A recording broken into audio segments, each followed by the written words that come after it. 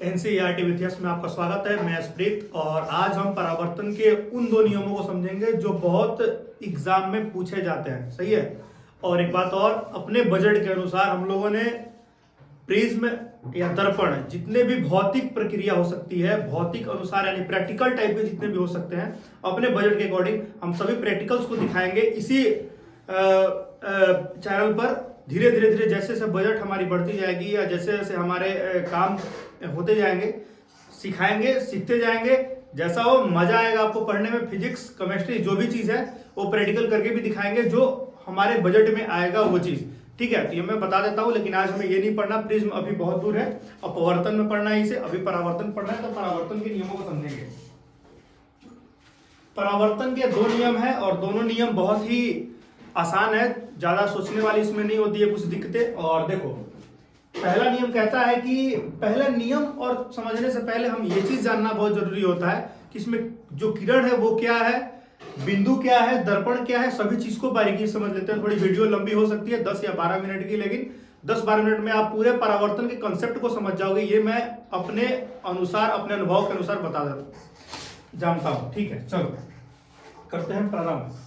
सबसे पहले आपको एक ये रेखा दिख रही होगी।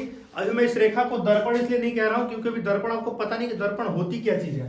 तो सबसे पहले हम एक, आपको ए बी रेखा दिख रही होगी। अब बोलोगी हाँ जी सर मेरे को दिख रही है, बिल्कुल ए बी रेखा। ठीक है, अब इस रेखा पर क्या किया गया है कि कलई किया गया है। पीछे जो आपको लाइन दिख रही है, ये जो आपको लाइन दिख रहा है ये वाला, ये सभी जो लाइन है वो कलई कहलाता है। कलई का मतलब पेंट किया गया उसे। ठीक है, एक साइड दर्पण की एक साइड को अगर आप पेंट कर देते हैं, मतलब अपारदर्शी बना देते हैं, पारदर्शी नहीं रहता है, तो वो दर्पण कहा जाता है। एक भाग रंगा हुआ रहता है उसका। ठीक है, ताकि प्रतिबिंब बन सके। समझाएंगे सभी चीज को बहुत बारीकी से, आप देखते जाओ। ए बी एक दर्पण है क्योंकि इसका हमने ऊपर का भाग को पेंट कर दिया है। उसमें हो क्या रहा है कि एक एम ओ, देखो ध्यान से आप, एम ओ, ये वाली जो लाइन है वो ओ है।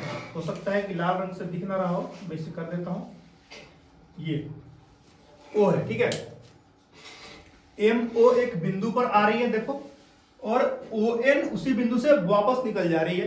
बीच में 90 डिग्री का कोण बन रहा है जिसे अभिलंब कहा जाएगा, समझाऊंगा मैं। तो ये जो बिंदु होता है जहां पे दोनों रेखाएं आती है और वहां से निकल जाती है, जिस बिंदु पर पड़ती है उसे आपतन बिंदु कहते हैं।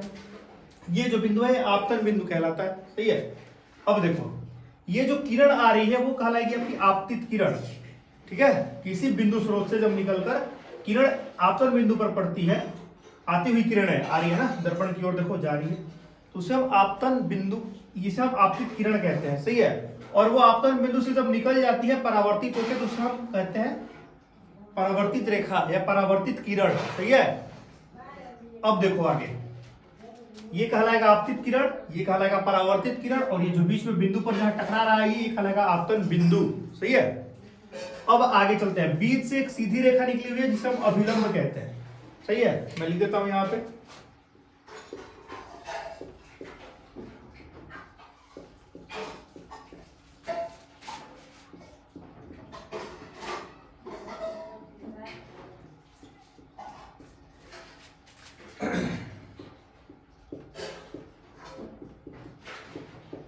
चलिए भाई साहब, तो आपको समझ में आ रहा होगा कि ये आ रही है तो आपतित है, जा रही है तो परावर्तित है। परावर्तित का मतलब निकल जाना। और ये बीच का जो कोण है 90 डिग्री का, उसे अभिलंब कहते हैं। इंग्लिश में परपेंडिकुलर, हिंदी में लंब, मैथ की भाषा में और साइंस की भाषा में कहते हैं उसे अभिलंब। ठीक है। अब देखो, आपतित किरण और अभिलंब के बीच का जो कोण होता है उसे हम आपतन कोण कहते हैं। अब से सुनो, आपतित किरण और अभिलंब, इन दोनों के बीच में जो कोण बन रहा है आई, उसे हम आपतन कोण कहते हैं। सही है। परावर्तित किरण और आपतन, परावर्तित किरण और अभिलंब, परावर्तित किरण और अभिलंब के बीच का जो कोण बनता है उसे हम कहते हैं परावर्तन का कोण। इसे हम याद नहीं कर सकते हैं, आप आराम से समझो कि करना क्या है। आ रही है जो अभिलंब के बीच का जो कोण है उसे हम कहेंगे आपतन कोण, जा रही है अभिलंब के बीच का उसे परावर्तन कोण कहेंगे। आपतित किरण क्या है? किसी दूर से आती किरणें जब दर्पण में परावर्तित होती है उसे हम कहते हैं आपतित, आती है उसे कहते हैं आपतित, और दर्पण से जो निकल जाती है टकराकर उसे कहते हैं परावर्तित। ठीक है। तो अगर कोई पूछ दे कि आपतन कोण की परिभाषा दे, तो हम क्या देंगे उसका परिभाषा है? तो उसका हम परिभाषा देंगे कि किसी बिंदु स्रोत से आती प्रकाश की किरणें दर्पण से परावर्तन के बाद आपतित किरण और अभिलंब के बीच में जो कोण बनता है उसे हम कहते हैं आपतन कोण। Just like as it is वैसे ही अगर कोई पूछ दे आपसे परावर्तन का कोण का क्या नियम है, तो हम क्या बताएंगे? परावर्तित किरण और अभिलंब के बीच का बना कोण परावर्तन का कोण कहलाता है। कई बार समझ में, आपतित किरण और अभिलंब के बीच का बना कोण आपतन कोण, परावर्तित किरण और अभिलंब के बीच का बना कोण परावर्तन।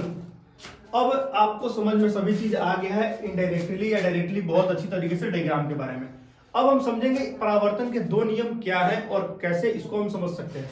तो ध्यान दीजिएगा, एक दर्पण है, सभी नीचे की ओर बने हुए हैं फोटो, आप देख रहे हो ना, तीनों जो लाइन है वो सभी नीचे की ओर, नीचे के मतलब एक ही समतल में, एक ही समतल का मतलब एक ही ओर है। तो नियम पहला क्या कहता है? आपतित किरण, परावर्तित किरण तथा आपतन बिंदु, आपतित किरण, परावर्तित किरण तथा आपतन बिंदु तीनों एक ही पर खींचा गया अभिलंब, देखो आपतन बिंदु पर खींचा गया अभिलंब तीनों एक ही समतल में होते हैं। देखो यहाँ पर एक ही समतल में होते हैं, मतलब तीनों एक ही ओर होते हैं। यही हमारा परावर्तित का पहला नियम है। क्या दिक्कत है इसमें? बताओ, कोई दिक्कत नहीं है। क्या परिभाषा था?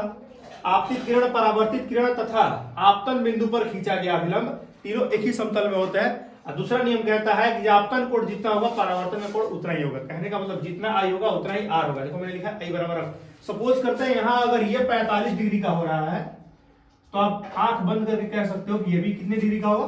45 डिग्री का होगा। क्वेश्चन आता है कि एक दर्पण में आपतन कोण 60 डिग्री का है, तो बताइए परावर्तन का कोण कितना होगा? कोई सूचना नहीं है, वो भी 60 होगा।